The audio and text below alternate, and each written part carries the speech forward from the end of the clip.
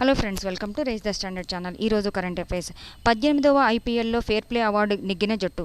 జవాబు Chennai super kings. Next question. Transgender దంపతులను తల్లిదండ్రులు అంటే చాలని ఆ దంపతుల పిల్లల జన్మ ధృవీకరణ పత్రంలో తల్లి పేరు, తండ్రి పేరు వివరాలను ప్రత్యేకంగా నమోదు చేయాల్సిన అవసరం లేదని ఇటీవల ఏ హైకోర్టు తీర్పు చెప్పింది? జవాబు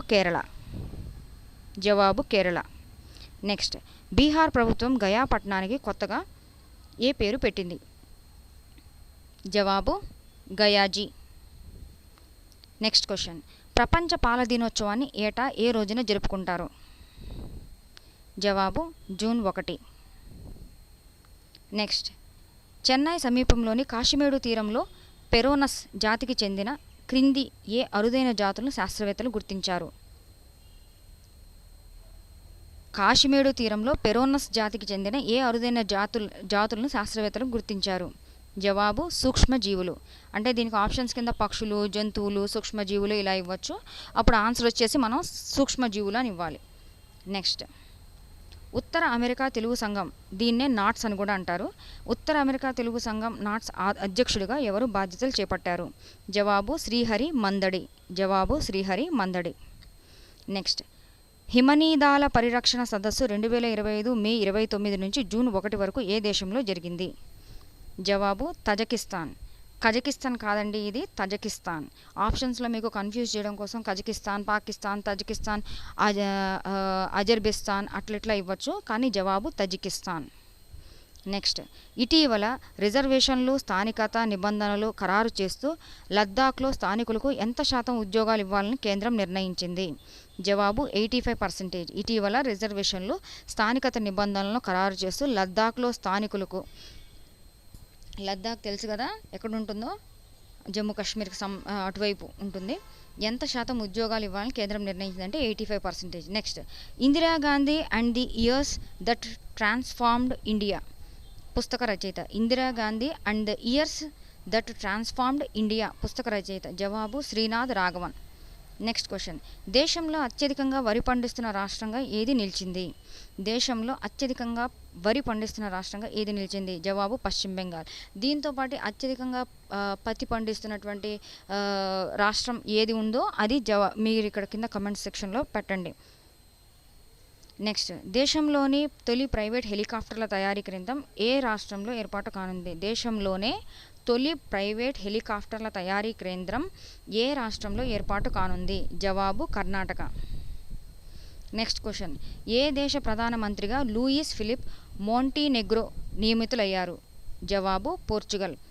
దీన్ని ఇంకో విధంగా కూడా అడగొచ్చు. పోర్చుగల్కి ఈ మధ్యనే దేశ ప్రధానిగా నియమితులైనటువంటి వారి పేరు ఏంటి అన్నప్పుడు లూయిస్ ఫిలిప్ మోంటీనెగ్రో. నెక్స్ట్. లీజే మూంగ్ ఇటీవల ఏ దేశ అధ్యక్షుడిగా ఎన్నికయ్యారు? జవాబు దక్షిణ కొరియా. లీజే మ్యూంగ్ ఇటీవల ఏ దేశ అధ్యక్షుడిగా ఎన్నికయ్యారు? జవాబు దక్షిణ కొరియా. దీన్నే ఇంకొక విధంగా కూడా అడగవచ్చు. దక్షిణ కొరియాకి ఇటీవల అధ్యక్షుడిగా ఎన్నికైన వారు ఎవరని చెప్పి answer Lee Jae myung. Next question. Airport council international air connectivity rankings 2024లో ఆసియా పెసిఫిక్ మిడిల్ ఈస్ట్ ప్రాంతంలో టాప్ 10 హబ్ ఎయిర్పోర్ట్లో ఢిల్లీ విమానాశ్రయం ఏ స్థానంలో నిలిచింది? ఢిల్లీ విమానాశ్రయానికి ఏ స్థానం వచ్చింది అని అడుగుతున్నాడు. జవాబు 10వ స్థానం వచ్చిందంట. Airport council international connectivity rankings 2024 అనేది అయితే ఈ సంవత్సరం రిలీజ్ చేశారు. దీంట్లో టాప్ 10 స్థానాల్లో ఉండగా ఢిల్లీకి వచ్చింది ఏంటిది 10th స్థానం. మీరు ఒకసారి టాప్ 10లో ఏ ఎయిర్పోర్ట్స్ ఉన్నాయో అది ఒకసారి చెక్ చేసుకోండి. మొత్తం 1, 2, 3 ఏ స్థానాలు వచ్చినాయి, ఎవరెవరికి వచ్చినాయి. Next question. అభివృద్ధి, పర్యావరణం మధ్య అంతరాన్ని తగ్గించడానికి కింది విధానాల్లో ఏది ప్రవేశపెట్టారు? అభివృద్ధి, పర్యావరణం మధ్య అంటే డెవలప్మెంటు, ఎన్విరాన్మెంట్ మధ్య అంతరాన్ని తగ్గించడానికి కింది విధానాల్లో ఏది ప్రవేశపెట్టారు? Option 1 Kyoto protocol, option 2 agenda 21, option 3 Paris ఒప్పందం, ఆప్షన్ 4 మేధా సంపత్తి హక్కుల వ్యాపారం.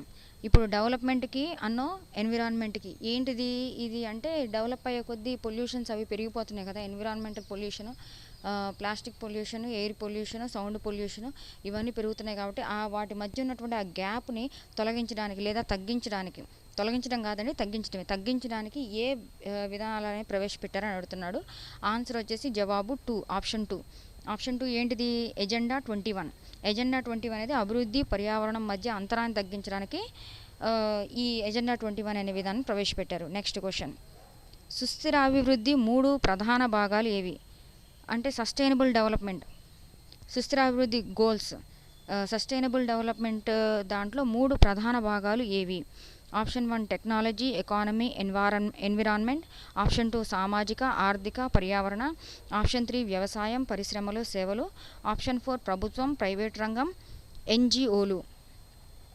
సుస్థిరాభివృద్ధికి సంబంధించినటువంటి సస్టైనబుల్ డెవలప్మెంట్ గోల్స్ సంబంధించి 15 ఏమో ఉంటాయండి, 17 ఎన్నో ఉంటాయి అవి.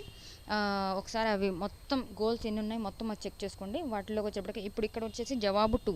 నెక్స్ట్ ఆన్సర్ ఏంటిది అంటే సామాజిక, ఆర్థిక, పర్యావరణం. సుస్థిరాభివృద్ధిలో 3 ప్రధాన భాగాలు, మెయిన్ ఏంటంట? సామాజిక, ఆర్థిక, పర్యావరణం. Okay friends, thank you for watching our channel.